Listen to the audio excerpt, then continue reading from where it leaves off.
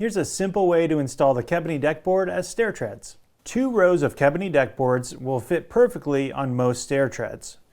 We recommend using a double grooved board as the inner row and a single grooved board as the outer row.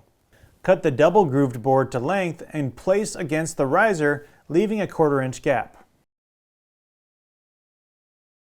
Using number 8 stainless steel screws or the Pro plug system for Kebony, put 2 screws on each joist, keeping the screws 1 inch from the sides of the board. When face fastening, always pre-drill. Place the single grooved board against the double grooved board with the groove facing towards the riser and leave a 1/4 inch gap. This should leave a small overhang of about 1 inch on the tread.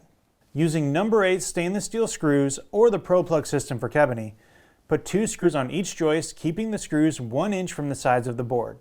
When face fastening, always pre-drill.